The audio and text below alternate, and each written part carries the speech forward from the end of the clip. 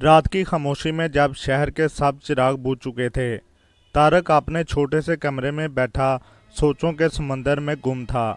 उसके सामने पड़ा पुराना रेजा रेजा होता हुआ खत उसकी जिंदगी की सबसे बड़ी हकीकत बयान कर रहा था।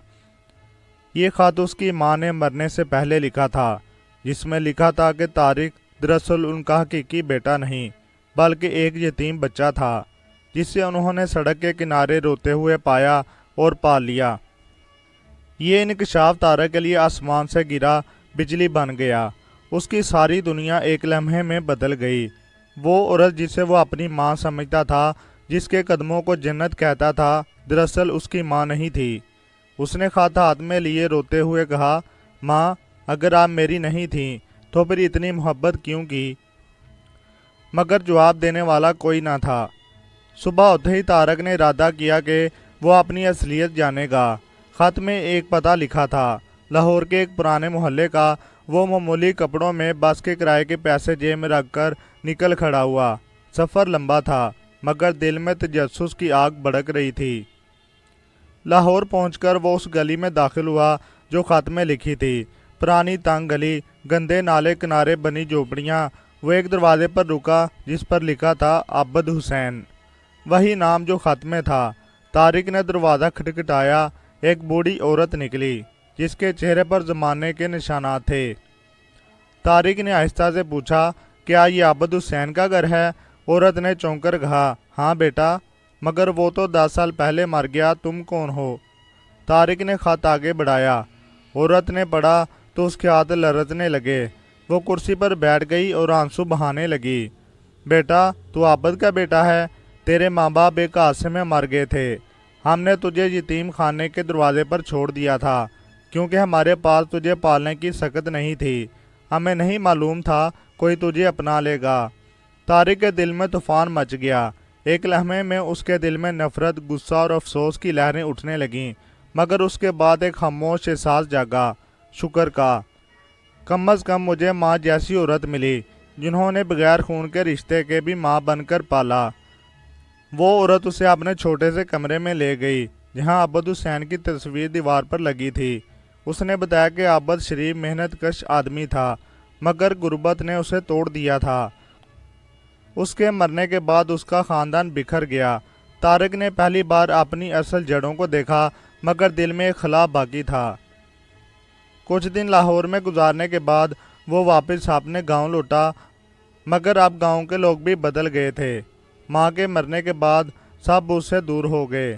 कुछ ने कहा कि वो पराया खून है। उसके दोस्त भी अजनबी लगने लगे। तारिक अक्सर खुद से कहता था, क्या खून का रिश्ता ही असल होता है या मोहब्बत का? एक दिन उसने फैसला किया कि वो शहर जाकर मेहनत करेगा। उसने छोटा सा खोखा लगाया और दिन रात काम किया। किस्मत शायद उस पर हंसने लगी थी। एक दिन एक अमीर ताजिर वहां आया, जिसका मोबाइल गिर गया। तारक ने ईमानदारी से वापस कर दिया। ताजिर ने पूछा, बेटा, तुम कहाँ के हो? तारिक ने मुख्तसर कहा, मैं किस्मत का मारा हूँ साहब, मगर झूठ नहीं बोलता। ताजिर मुस्कुराया और बोला, ईमानदार लोग किस्मत के नहीं, नसीब के बनाते हैं। कल मेरे दफ्तर आना। अगले दिन तारक जब दफ्तर पहुंचा तो ताजिर ने उसे नौकरी दे दी। वक़्त गुजरता गया। तारिक की मेहनत, ईमानदारी और खामोशी ने सबको मुतासिर कर दिया। चंद सालों बाद वही तारिक जो एक यतीम बच्चा था, कंपनी का मैनेजर बन गया। एक शाम वो छत पर बैठा सूरज डूबते देख रहा था। हवा में माजी की खुशबू थी। वह आसमान की तरफ देखकर बोला, माँ, आपने ठीक कहा था। किस्मत के खेल अजीब होते हैं।